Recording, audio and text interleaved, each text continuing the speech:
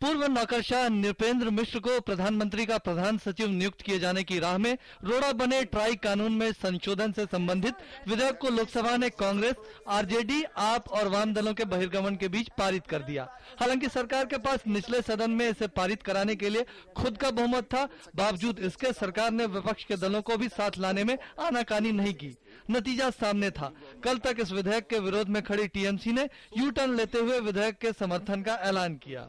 This is for the first time a bill and before that an ordinance is being brought in the interest of just one superannuated government officer for giving him a government job. If the Prime Minister, newly assigned, think proper to function or to work with somebody in a better way, he should be allowed to do so.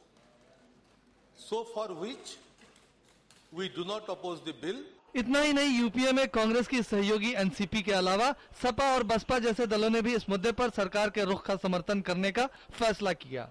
Nripendra Mishra बहुत ही प्रतिष्ठित civil servant है।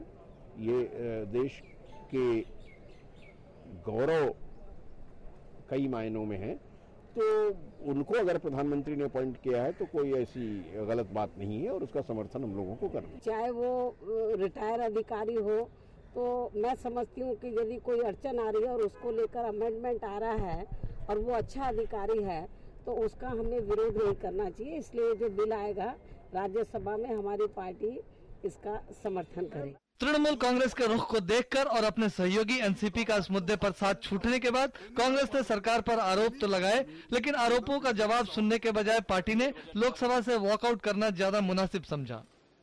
एक व्यक्ति के लिए आप पूरे institution को बदलना चाहते हैं तो ये ठीक नहीं है, इसको हम मानते नहीं और दिल से एआईडीएम के लीडर भी नहीं मानते, बीजेडी के नहीं मानते, लेकिन क्या कंपल्शन है मुझे मालूम नहीं। विधेयक पर चर्चा का जवाब देते हुए संचार एवं सूचना प्रौद्योगिकी मंत्री रविशंकर प्रसाद ने कहा कि सरकार का मकसद साल 1997 के संबंधित कानून में उस गड़बड़ी को दूर करना है जिसके तहत ट्राई का सेवानिवृत्त अध्यक्ष या कोई सदस्य सरकार में अपनी सेवा नहीं दे सकता, जबकि निजी कंपनियों में वो अपनी सेवाएं प्रदान कर सकता है।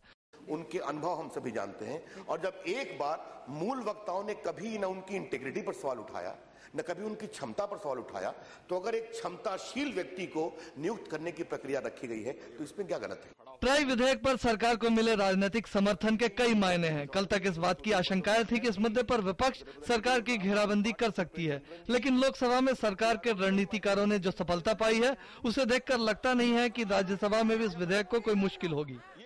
ट्राई संशोधन विधेयक के मुद्दे पर सरकार को घेरने और विपक्ष को अपने साथ लामबंद करने की कांग्रेस की कोशिशों पर सरकार की रणनीति की वजह से फिलहाल पानी फट गया है।